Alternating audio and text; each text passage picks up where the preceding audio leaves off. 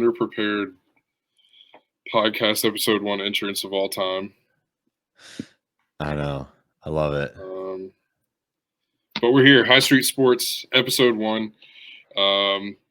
This is not obviously because you guys don't know who we are yet. This is going to be Majority Buckeyes show. My name is Chris. This is Vince. This is High Street Sports. Let's get into it. All right, let's do it. Shall we get straight to the show or give a little rundown of who we are first and why we're here? Yeah, I mean, I think obviously the idea as it stands right now, start a training camp for college football season is here. So this is going to be Majority College Football show to start. We are, this will probably be centered a lot around the Buckeyes, but Big Ten, National College Football show, Blue Jackets and other Ohio sports sprinkled in, and then obviously some national stuff too. But like I said, so, start a training camp, start of a new football season, a lot of stuff going on with Ohio State. So let's start there and we'll see where this goes. All right. So just to give a little brief background on who I am, you already heard who Chris is. He's a big Ohio sports fan down south behind enemy lines. And I'm here in Columbus, so also big Ohio sports fan, and ready to chop it up about Ohio State sports, or Ohio sports as rather. So let's get into it. I think our first topic here is camp expectations for Ohio State.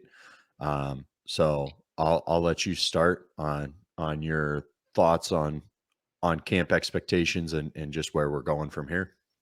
Yeah, I mean, I think a lot of people have touched on it. A lot of movement in the staff the last couple of years.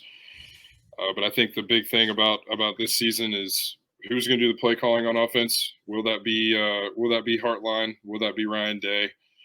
How much of Hartline is going to be by himself and running the offense, and at what points in the game?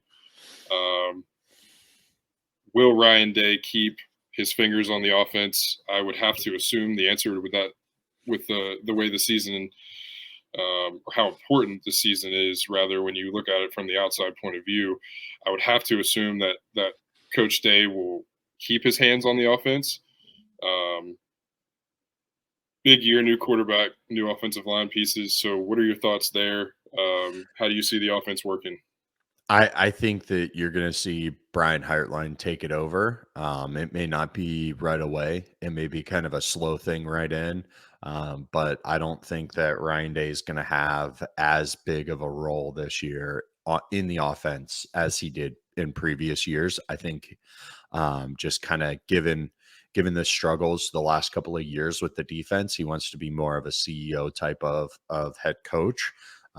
Which I think is kind of needed at this point, given the fact that our defense has kind of underperformed the last couple of years. Recruiting hasn't been the greatest, and we need a good, solid closer there. And I think that Ryan Day understands that defense is going to ultimately win this championship that they're trying to get to. So you got to focus on that and not just the offense. There's a lot of good players on that offense, and defense looking like there could be, but it's still, can they figure it out and be consistent like we expect from the Silver Bullets? Yeah, and if you look at the schedule too, obviously opener at Indiana, 3:30 game, but then you got a string of a couple that you can really let Hartline kind of get his feet wet if you want to in that play calling scenario. With Youngstown State and Western Kentucky coming to the shoe, back-to-back weeks before a trip to South Bend to take on Notre Dame. But no, I agree. It's a bit of a pressure-packed year, especially for Coach Day and the offense. A lot of things that you don't want to see, a lot of trends that you want to break. Keeping the foot on the gas in the second half as far as the scoring goes and the intensity on offense, and seeing obviously what this healthy running back room can do to help out the new quarterback. And I think Obviously there's playmakers all over the place. Um, Marv speaks for himself. Emeka speaks for himself. Julian, we saw a little bit of what can happen with him when he's healthy and on the field and ready to go. And then the freshmen. So there's a lot of things going on the offense. Offensive line could be a scary one. We've heard, a lot of people talk about the offensive line, but I don't know. There's some dudes out there that look like they're ready to go. Yeah, I want to put some faith into Justin Fry here. I think that he can get that offensive line moving. We've already seen a little bit in recruiting where he's not taking on some of those tendencies that we saw from Stud in previous years, where he's trying to go out and get ballers and guys who are going to protect the quarterback and also do well in the run game. That going back to your point about the schedule, Notre Dame's going to be that first pressure test to see how this team really is put together, whether it's going to be a championship caliber team or not. I think that they definitely can show that in that game. But I think that this could be something similar to Virginia Tech in 2014 if there is a slip up there, where I think that they can ride that momentum and get better every week and see where we can go from there. But as far as position battles go, I think that Devin Brown is going to be pushing real hard with Kyle McCord. I throw Devin Brown out there because I think he brings a little bit more of an X factor to the quarterback position than Kyle McCord, just with how athletically he is gifted. And Ryan Day's comments this week on he wants a quarterback like the last drive against Georgia, where CJ Stroud broke off a few long runs and kind of showed off that athletic ability. But I don't think we need a pure runner. Look at Cardell Jones. He had that magical 3-game stretch. Not a runner, but he ran when he needed to, and I think that's what we need to break away from the last two quarterbacks that we've seen from Ohio State, and taking away that hesitancy to run and go for it, make those plays when they're there. There's a lot to be said about the old Urban Meyer 3rd and 5, 3rd and 4, put the ball in the quarterback's hands and let JT go get that first down. And QB power, QB left. Yeah. And a lot of that, whether it was being coached not to do it last year or whatever the case was with CJ. I mean, obviously, the idea there is to get the ball in one of the receiver's hands in space and let him make a play and make somebody miss and see if you can get a chunk play. But no, I agree. There's an element of surprise that is missing, right? When your quarterback is pretty stationary in the pocket. And not to say that CJ couldn't do it. We all saw CJ do it in that game against Georgia. His first snap in Scarlet and Gray was a big run against Michigan State, I believe. Mm-hmm. So it's not like he couldn't do it. Right. The offense in certain points of the game, I mean, it points towards a certain direction, and but it is exciting to have the prospect of a quarterback in the backfield that can really use his legs to get something going. I mean, like I said, with the offensive line being what it might be, there might be a need for that. So if that's the case, I think Devin could bring that aspect to it. There were some sort of conversation about a 2-quarterback system that I saw last week on Twitter. Don't want it. No, 2-quarterback systems don't work. Let's go back to 2015 and see how well that did. That was probably the most talented team that Ohio State's had in, I would say, almost their history, right? They had just come off a national championship with both quarterbacks healthy. Everyone came back and wanted to run it back, and they weren't able to. But it's not something I think that we should be looking at as a 2-quarterback system. But given Devin Brown is probably the more explosive athlete, but you can't you can't discount Kyle McCord. I know he's a scrappy guy, and he also has that connection with Marv. Um, so because they went to high school together, so it's like, what do you do there? And I guess we're going to have to see for the next couple of weeks here in camp, and hopefully they make a decision on that looming quarterback battle sooner rather than later, so that whoever the starter is week 1 has enough time to prepare and get ready. Yeah, and I don't think there was any question that it'll be solved before that game in Bloomington. So one of the more intriguing things to look out for, obviously, that's the biggest question mark about Ohio State right now is who's going to be the facilitator. But if you look around the offense, are there any players that stick out to you? Obviously, we know who Marvin is. We know who Emeka is. We know what Mayan Williams can bring to the table. We know what Travion can bring to the table when healthy. Do you see a guy like perhaps, I don't know, Carnell Tate making a big impact this year? Anybody returning from injury that you see? Yeah, I think returning from injury would be Evan Pryor. I think he was blowing up camp before he got his injury last year. I think he's poised and ready to go. And I think the other big battle to watch out for is that right tackle spot, and in figuring out who that is. But I don't think that is as critical as we all think. Good example is to look back at the 2014 team. Who was the right tackle on that team? It was Daryl Baldwin.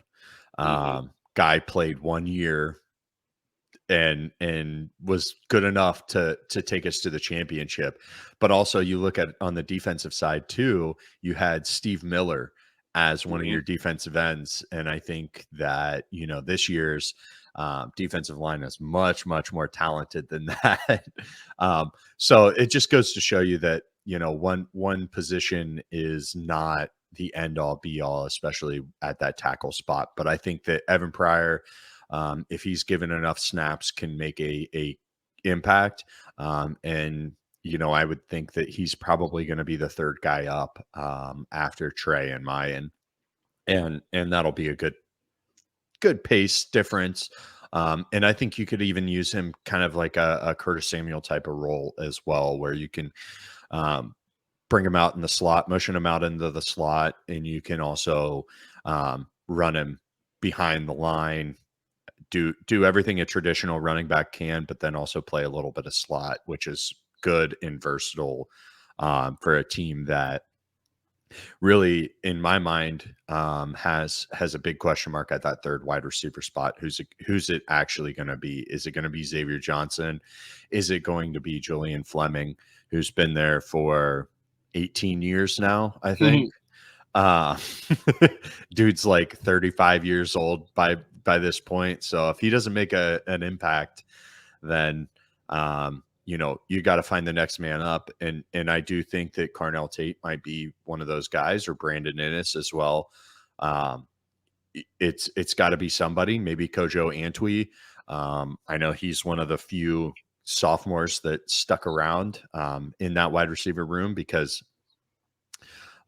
those guys realized that they weren't going to get the playing time that they wanted, and ended up moving on. And I don't think that that's anything that is a negative on Brian Hartline. I think that is just kind of the climate of college football today, where, if you're not getting playing time by your sophomore year, you're looking at other options to see where you're at, as far as going to other schools, since you get one free transfer, which in my mind is wild.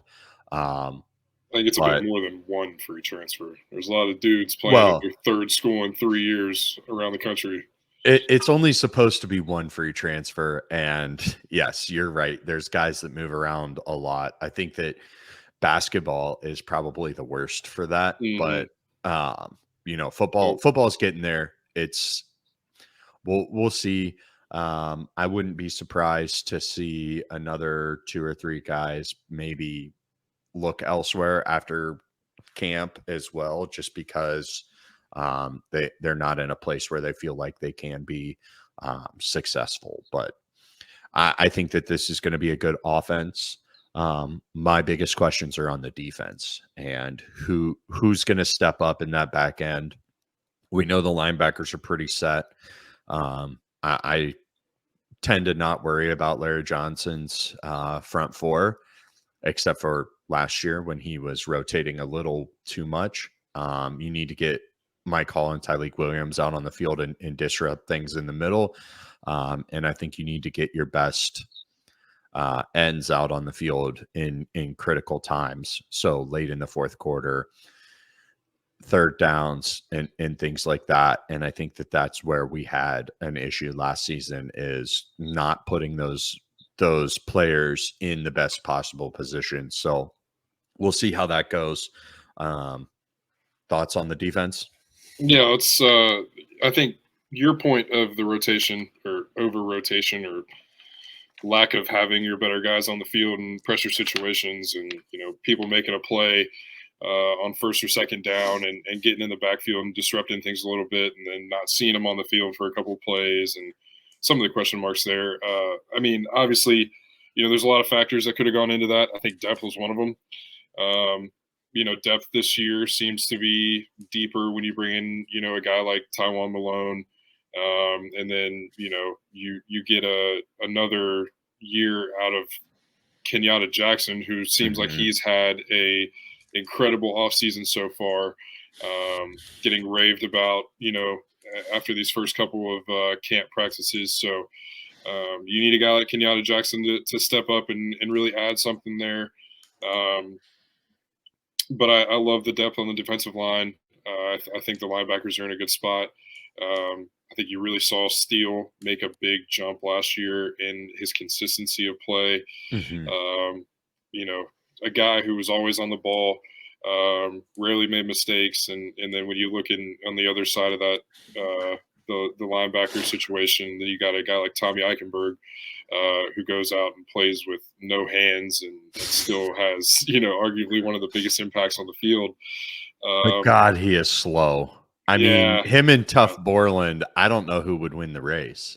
Yeah, well, if Tommy makes plays. If Tommy had Pete Werner speed, I think he would be the total package white guy linebacker. Right? Because you remember back that year that Hafley was the DC, so that would have been 2019, where there was times where Pete was sliding back into the post, and you're like, who is this guy? Obviously, he's gone on to have a pretty good NFL career with the New Orleans Buckeyes. But yeah, that's one of those where it's like, all right, Tommy, I think you can do it this year, but sometimes we need to get some more athletic guys out there when it's time for some speed and space. But no, I think he's your prototypical, run stopping linebacker, does decent in coverage, but just he's there to plug the middle for us. Which he does a very good job of, yeah. And then you look on the back end, you got a lot of question marks at the safety position. I think the first couple of days of camp have kind of shown a little bit of what's going on back there. But the bottom line is Sonny Styles has to go on the field. And I think every Ohio State talking head that you see on the internet will echo that sentiment. There's got to be a lot of Sonny Styles on the field this year. And it's a big year for Denzel Burke. Can he get back to that freshman year form? I think a lot of people have said that the injuries did hold him back a lot last year, and he was visibly frustrated on the field about that sometimes. So I think a healthy Denzel Burke will do well for the secondary. But that back end seems to be the real question mark on the defense. Yeah, and when I heard Sonny Styles at nickel, my immediate thought was Darren Lee 2014, where he played that walkout linebacker nickel hybrid type of position. All over the field, twitched up athletic guy who can make plays. And I think Sonny may have a better chance at guarding some of those guys one-on-one, especially in the slot, because he's a little leaner, a little faster, a little more athletic than Darren Lee. Don't get me wrong, Darren Lee was really good Hmm. those couple of years that he played that position. But um, yeah, I think that that's going to put him in a really good position to do so many different things. Because if you remember last year, they liked that nickel blitz a lot, where you're coming off the edge, especially on the boundary side. Um, it's a really good way to get after the quarterback, and I think Sonny wants to do that. I want to see him, back in coverage, and really kind of playing like the guy from Clemson a couple of years ago that was a terror to us Hmm. in What Isaiah was his name? Simmons. Yep, that's the one. Isaiah Simmons, yeah. I, Hmm. I think that Sonny can be that type of player. Now, one thing that I worry about with that is he able to translate that to the NFL, to the league? I don't know, right? How's Isaiah Simmons doing there as a hybrid type of player? I feel like the NFL is a little more rigid on those things, on position groupings and things like that. Whereas college football is kind of like put your best 11 athletes out there. Hmm. So, you want to see the kid succeed in at the next level too. Yeah, absolutely. Um, if you had to give me one, and now obviously there's a lot of low hanging fruit there. You could go at you know the defensive line, but if you had to give me one player on the defensive side of the ball that is going to not make or break Ohio State's season is not the way to put it, but one guy that the Buckeyes really need to show something, um, and really step up and make a difference and kind of complete the defensive side of the ball. Who would you pick? I think that in that sense, you're looking at someone on the back end, whether it's Lathan Ransom or Davidson Igbinosun coming in to spell at nickel, or even playing one of the two deep safety positions.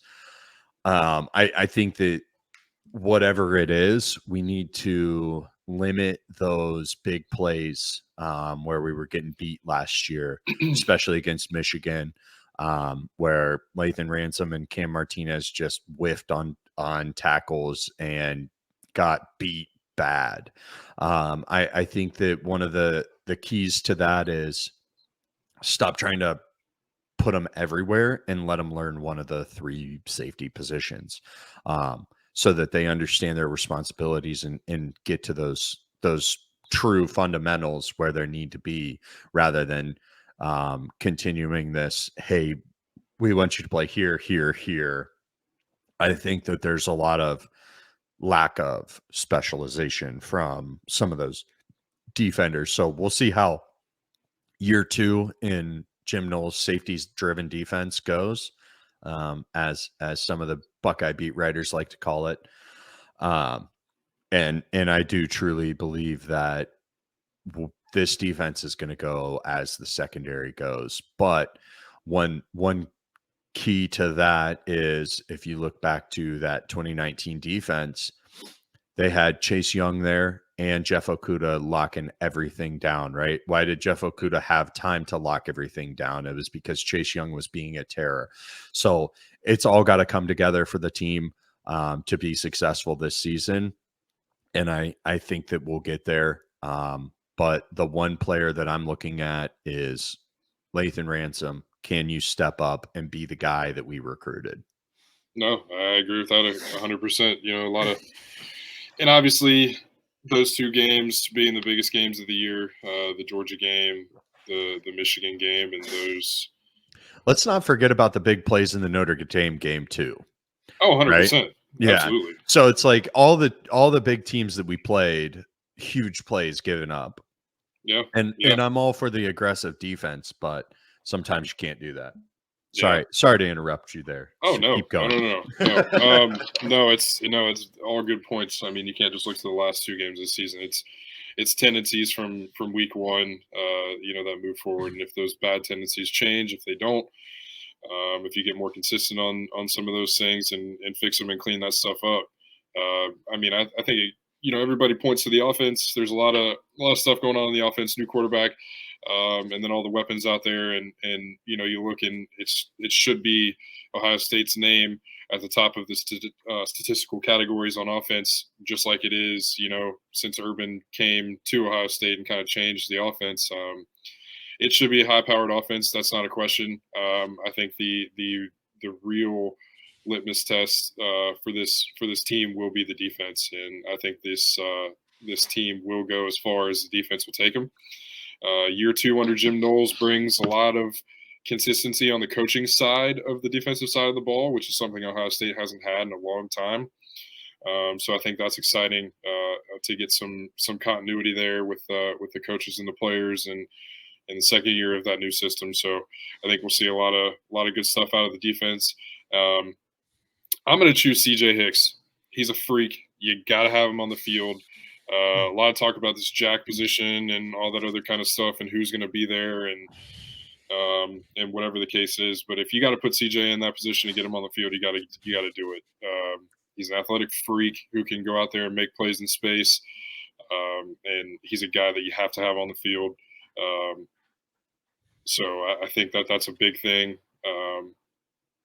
And another thing that I want to talk about moving away from the offense and defense is, for the love of all things holy, can we figure out special teams this year? Coverage was awful last year. Not really anybody back there that looked like they were comfortable returning punts or kicks. A lot of drop, muffed kicks, and coverage mishaps on special teams. So if you give high-powered offenses good field position to start, then you're really leaning on that defense to go out there and make a stop. And I think, special teams has to be cleaned up this year, or a lot of bad things are going to come from it. Yeah, and I think more specifically, you're talking about the kick return game, the kickoff coverage, and Right. punt coverage, because the punt game for Ohio State has been pretty good for the last 10 years. They seem to just always have a solid punter that can flip the field and do all of that.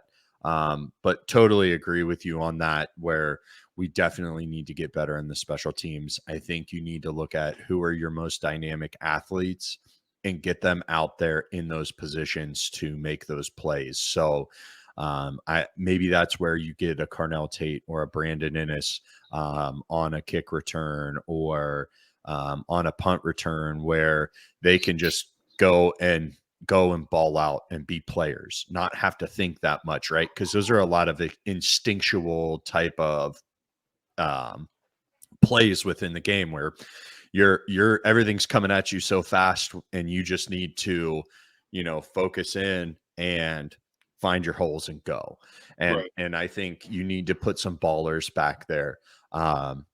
Look how dynamic it was with Chris Gamble back there. Dude was the most dynamic athlete on the team. Ted Ginn, same thing, right?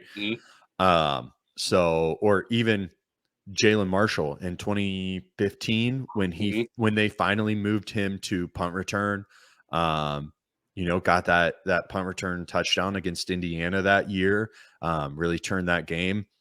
So I think you need to get a dynamic athlete back there, whoever it is.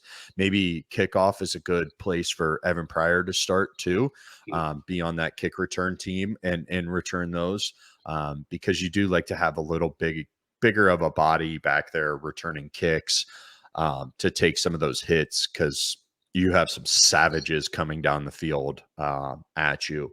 So I'd like to see something like that, where you have a dynamic athlete back there.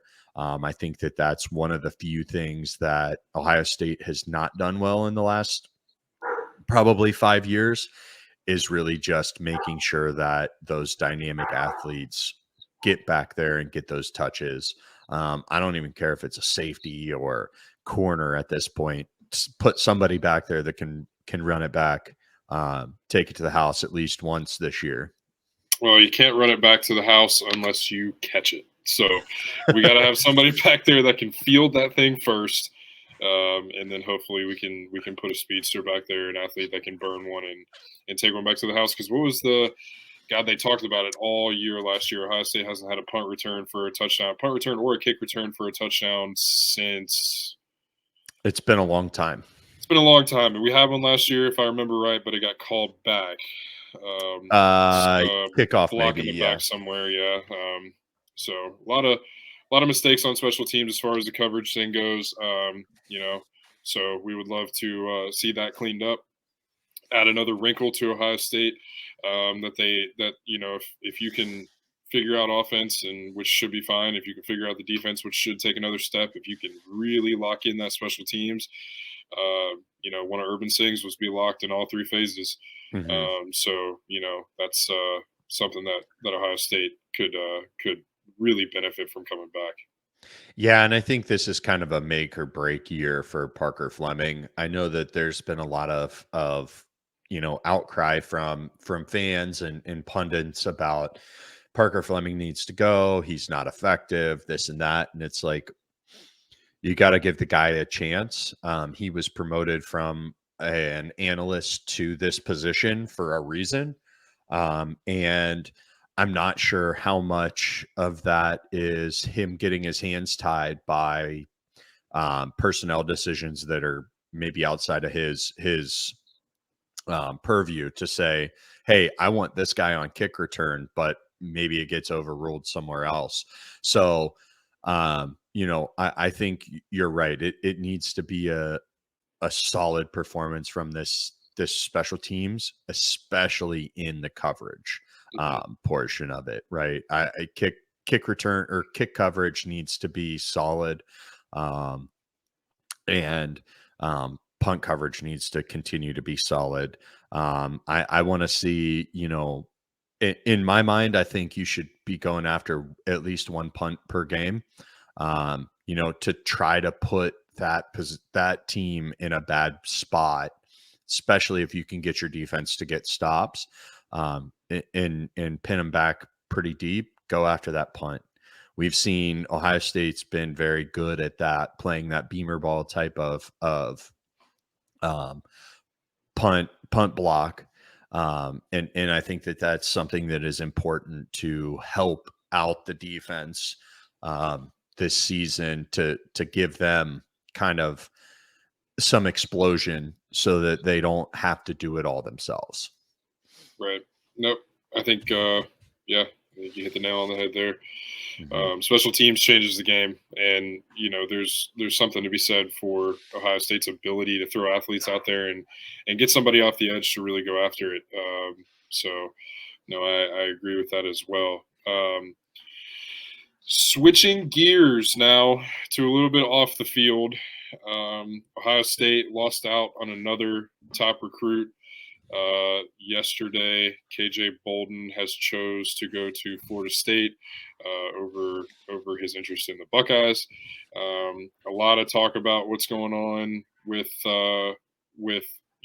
does Larry Johnson and the defensive side of the ball and recruiting still have it?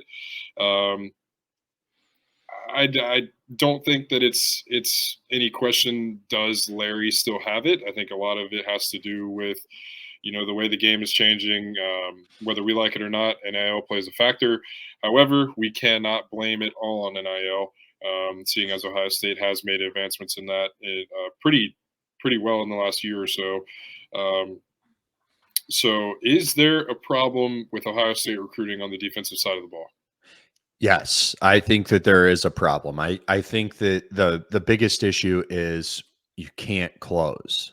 So I don't know if Ryan Day needs to channel his inner Urban Meyer, and start closing, kind of the way we saw Von Bell get closed back in, what was that, 2013, 2012, 2013.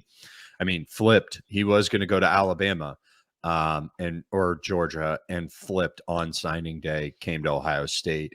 We need somebody to do that within the defensive coaching staff, whether it's Jim Knowles.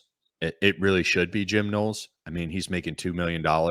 So get him out there, sell these guys your product, and close. And if you're not going to be a closer, then find somebody else on the staff who can help you close. I think one of the ways that they can look at doing that is um, bringing in a guy like James Laurinaitis as a full-time staffer so that he can go on the road. Now, we don't know whether he can actually close or not.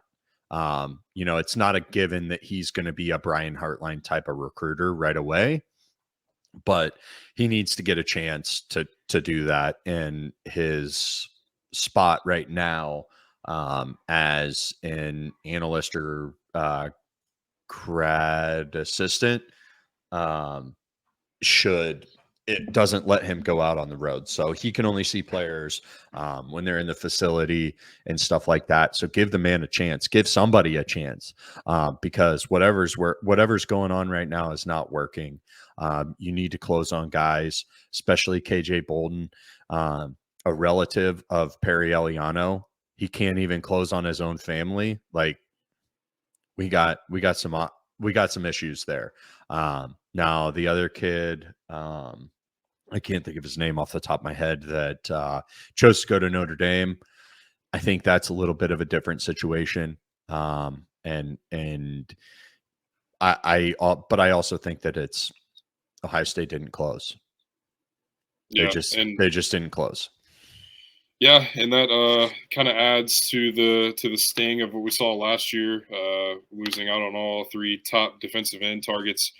And when you have glaring holes, and you look at the roster ahead, and you look what can happen at the end of this year with how many players are projected to get drafted and make it to the NFL and take that jump at the end of this year, depth starts to become an issue when you miss out on some of these recruiting battles. And for a guy like KJ Bolden, who is by all accounts, the top rated player in the country by many, and top rated safety in the country in his class, that's one that stings, especially if you're going to run the quote unquote safety driven defense. He was a dude, and you look at him and his film and what he does at camps and stuff like that. I mean, he is a real deal player. So that does sting for Ohio State.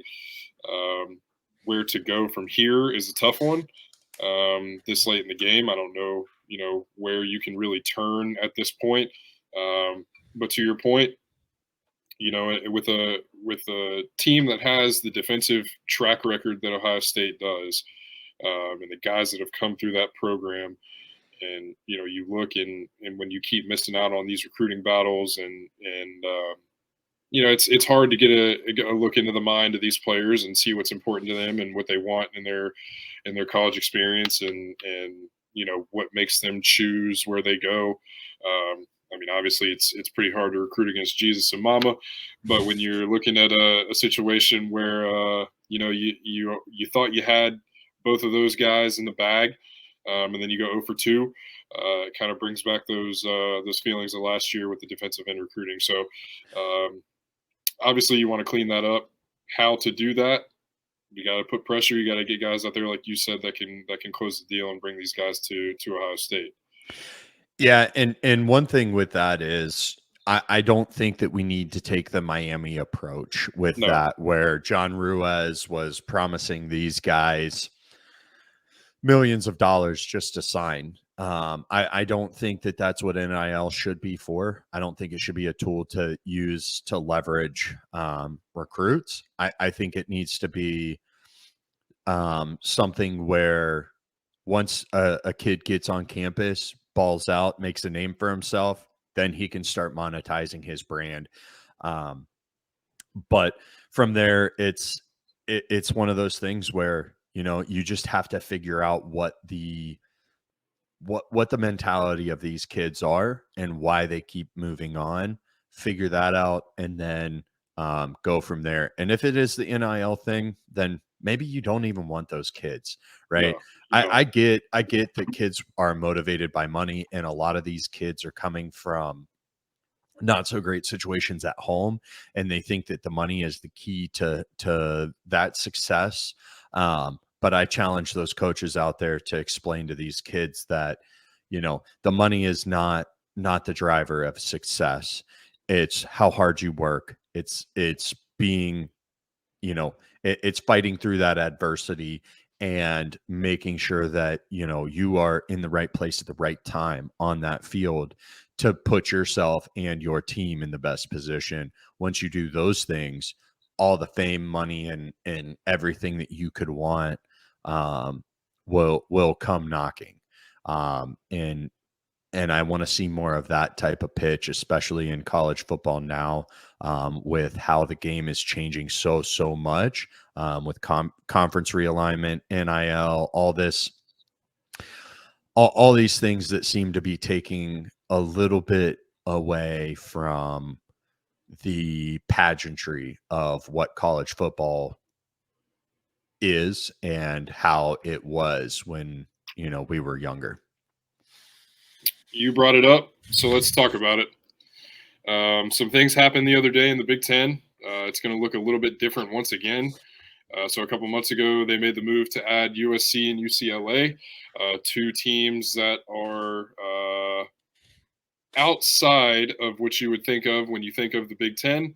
But it does add a new dynamic to the conference. It adds a whole new scene to and a whole new brand of football that's coming to the Big Ten. When you think of Big Ten, you think of Smash Mouth in the trenches. You think of running the football, and you think of some Smash Mouth cold weather football. But with the addition of those two LA teams, and now Oregon and Washington set to make their debut with UCLA and USC next year, the conference looks a lot different.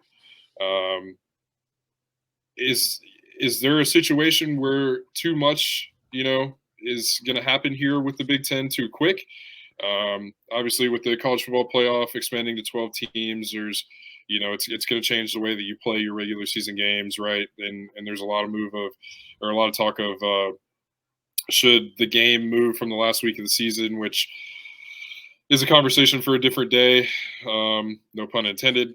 A lot of fans up north seem to take those comments and throw them down a different road. But what do you think the addition of Oregon and Washington does for the Big Ten? Not only next to their old Pac-12 buddies down south, but what do you think that adds to the Big Ten? Well, first of all, I have to kind of follow up on your statement there about the team up north and their comments. Their comments kind of remind me of throwing a boiled hot dog down a hallway. Okay. And I'll just leave it there. Okay. But as long as they're eating mac and cheese and those all god awful chicken tenders and those boiled hot dogs, yeah, exactly. Get them out of here. They can be the last game, and we can destroy them and play them 2 weeks in a row. But with the conference realignment, you get two of the best programs in the Pacific Northwest, which take that for what you will. Football's not necessarily the most prevalent thing up in the Pacific Northwest, but Washington and Oregon both have very loyal fan bases. Oregon obviously has Dr. Phil Knight, who's going to bring a lot of that cash and more brand deals to the Big Ten. And Washington, they pack their stadium every single week, and they have a really, really nice newly renovated stadium there. A place I would like to go watch a game here in the near future once they come in. And I think what you're doing now is you are making the Big Ten national, and with conference realignment, I feel like there's getting a lot of these conferences are becoming more national and less regional. And I think really at the end of the day, it's going to be the Big Ten versus the SEC and everybody else. Big Ten seems to be continuing to scoop up all the powerhouses. I know Florida State was one of the rumored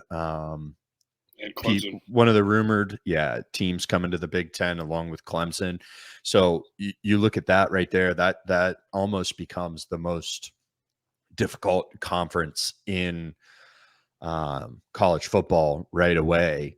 But with 18 teams, right, you're only playing, if they continue at the way that they are, you're only playing 9 conference games. So that's half the league you don't play on a yearly basis.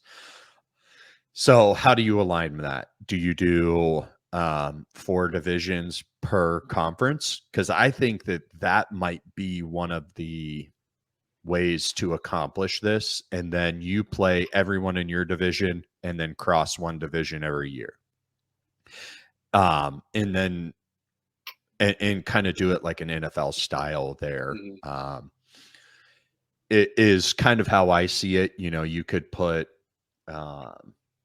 Michigan, Ohio State, Maryland, Penn State, Rutgers, and Michigan State all in one division, and then kind of split everybody up. You would obviously have the West Coast teams all in the same division too. Maybe even put Nebraska in there because they're probably the furthest west. But then you would want like Minnesota, Wisconsin, Northwestern, Iowa, all in the same division as well. And then Purdue and Indiana are just Purdue and Indiana. Same with Illinois too.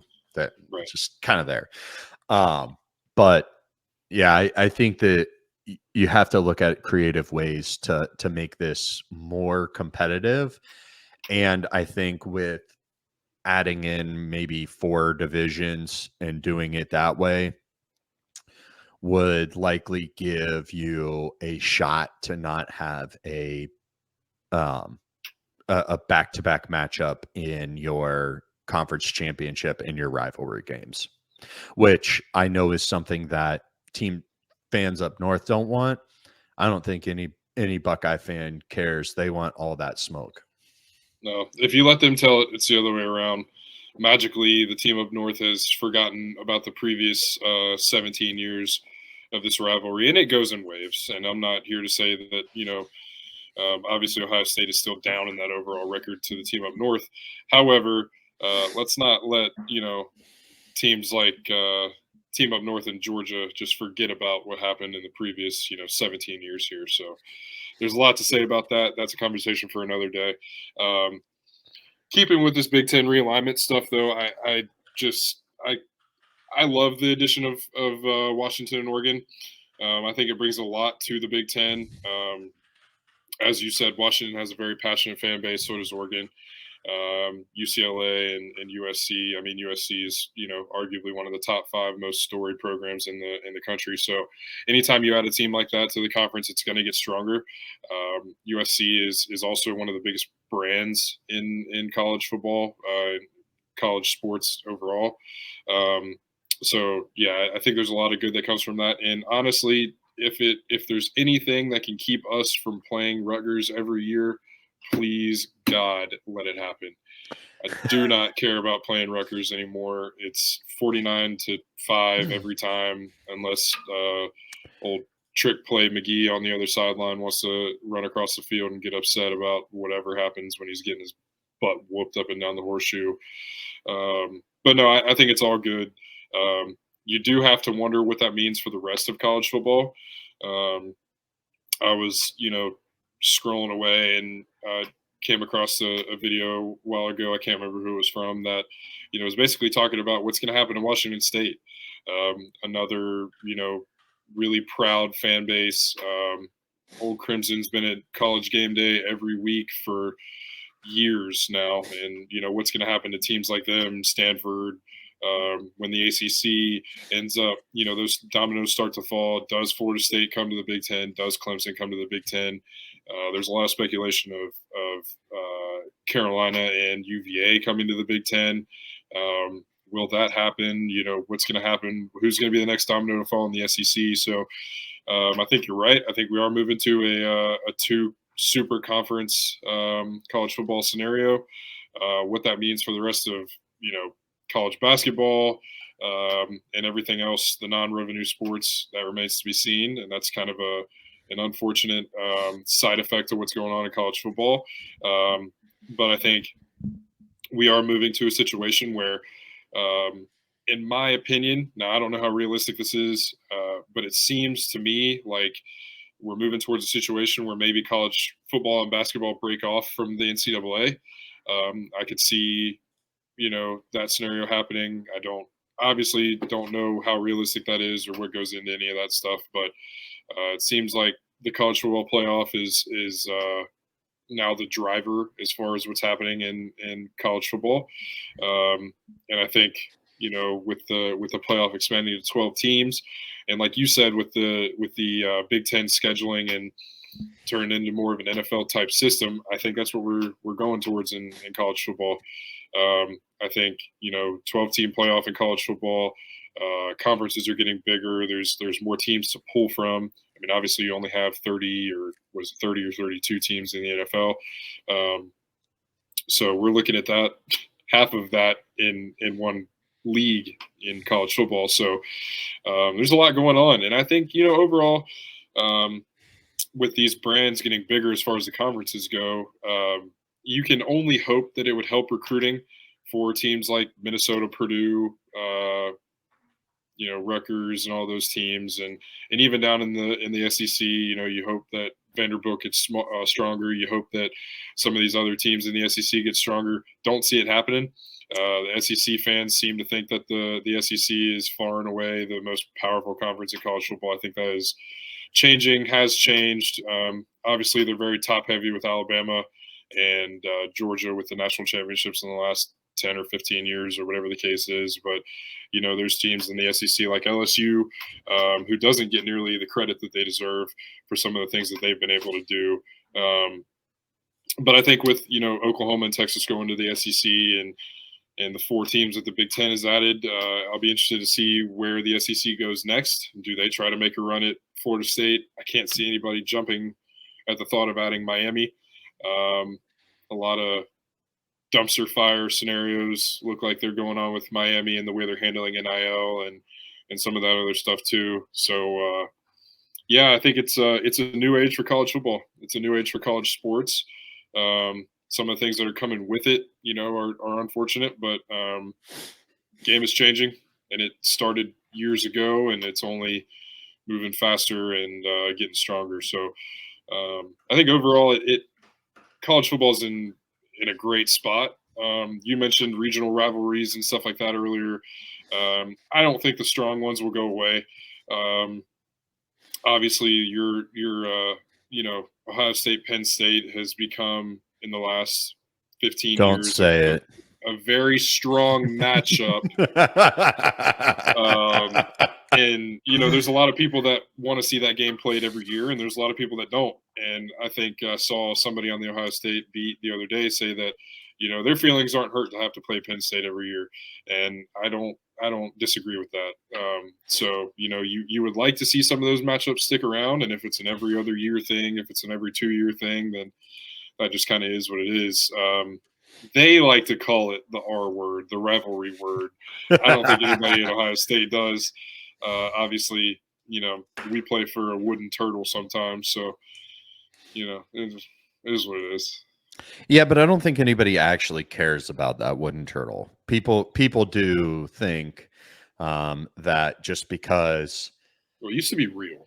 Yeah, well, just because Penn State tries to give Ohio State the whiteout every single year, that is their rivalry, when in reality, that's just not the case. Yeah, well, I mean, the whiteout's cool. We usually win there, other than a field goal thing that happened and whatever. But yeah, we usually kind of spoil that whiteout. Even though I will say, great environment, would love to see it. Interested to see what our newest version of that, color out in the stadium scenario goes with the gray out against Michigan State. Don't think it's going to be a great game. Don't expect much out of Michigan State this year. However, I'm a fan of the uniforms. I think if they could have made one change to them, throw the old school gray sleeves on the shoulders, and I think you got a winner there. But I don't mind it. Yeah, that's exactly what I had said when I saw those the first time. And if you remember, I texted you about it. I said, these jerseys are nice. I like them, but there's just zero creativity there. It was just, here, take the scarlet template, slap it into gray, and move on. And yes, it looks great, but I think that you got to remember that got to make it look a little cooler And maybe even go with those massive wide stripes from the early urban days with the like all white stormtrooper uniform that we Mm-hmm. used up north and in Penn State. Mm-hmm. I'm pretty sure Joey Bosa had that sack. Yeah, where he pushed the left half of the offensive line Yep, into and running what's his back name's right into lap. Christian Hackenberg or Yeah, whoever the Penn State quarterback was at the time. Yeah. yeah, yeah. Yeah, those fire jerseys. I'm not saying necessarily bring back that chrome dome, but Oh, I didn't hate the Chrome Dome I though. don't hate it either. I'm just saying, like, if you want to get a little different, do something like that because I do think that the fans would enjoy that. I think that Oregon kind of showed that back in the early 2000s. That changing up your uniforms, getting different concepts and things is a good thing, and really helped them recruiting. Let's stop being bland Ohio State. I love Ohio State, don't get me wrong, but stop trying to protect the brand all the time and go with something outlandish once a year. Who cares, right? It's just one game, but go out there, look good, play good, feel good, right? What's Prime always say about that? Oh God, there's no telling. He says a lot of stuff. Well, isn't that where McAfee got his saying from? Was from Prime? Look good, feel good, play good, Yeah, pay good, live good, die good. That's a mouthful. yeah, exactly. Obviously, you get it. Yeah, that's what I'm saying is like go out there, look good, look real good outside of Yeah, the traditionalist. There's been how many years have we heard that Ohio Stadium gets bland during certain games? The DJ stinks, all of that. You want to bring some good game day atmosphere? Do something truly special every single year, right? Don't just mail it in and say, well, thanks, Nike. This is just a copy and paste and change colors. Like yeah, that's not going to do it for the fans. You want a more vibrant atmosphere. You want a better fan experience. You want a better game day experience. Do that. You want the shoe popping at for a noon kickoff against Rutgers. Get somebody in there that does something like that. Improve the game day experience. That's all. You know, an, a really good organization they can go look at the Blue Jackets. They have a really good game day experience, right? That and it's not that hard. The DJ there pretty decent, playing some good music, keep the energy up, things like that. That's important. Not this whatever over corporatized nonsense. Take it back to what college football should be, and that is, you know, it's just an extension of being in high school. It's you're kind of going to a game, but there's more money and more lights on it, right? That's really what it should be is watching these guys play the game that they love rather than this over corporatized experience now that is just bland. yeah. And that's one of the reasons why it's like, is it worth $100 for a ticket to go to a game anymore if it's a bland experience and you can have a way better time at home? Yeah, yeah. No lines for the bathroom at home. plus All right. plus there's no line for the bathroom. Beers are free. Well, not free, but a lot cheaper. Way Food discounted. can yeah. Food you can Now we're have not. whatever you want. This is by no means us An telling you indictment. not to go to a No. game at the Horseshoe. The Horseshoe is the greatest venue in college football. Anybody that tells you otherwise hasn't been there. So obviously, go see a game at the Shoe if you can make it happen. You won't regret it. Well, I think all that being said, this was a fun time talking. We'll get this going, and this is going to be a normal thing. Um, So we are this is day 4 of camp, I believe. Hmm. The Buckeyes are out at the Woody Hayes Athletic Center, getting ready to make that push to September 2nd in Bloomington, Indiana, because Ohio State will face the Hoosiers first to start off this new season. A lot of new stuff coming, brand new quarterback, a lot of things happening. So, any last thoughts here, sir? My only thoughts are let's go win the dang thing. We were one snap away from doing it last year. One wide left. I don't blame that all on the kicker, because there were other chances to win it. But let's go win the dang thing. We haven't done it yet since 2014, so we're going on almost 10 years now. We need one. It's time. It is time. You heard it. I don't think if you're new to Ohio State, if you're not new, you've heard it 1,000 times. The standard is the standard, and that standard is national championship, Big Ten championship every year in Columbus. I think that this team has everything that you would need to get back there. I think that there's the hardest schedule that Ohio State's had in probably, I don't know, 5-6 years or so. So there's going to be a lot of tests on the road, a lot of bumps in the early going, I assume. You hope not, but you got to kind of expect it with a first time starting quarterback. So yeah, I mean, yeah, we're full speed ahead to September 2nd and beyond. So um, this was the first episode of High Street Sports. Thanks guys for joining. Yep. Thanks for listening. Go Bucks.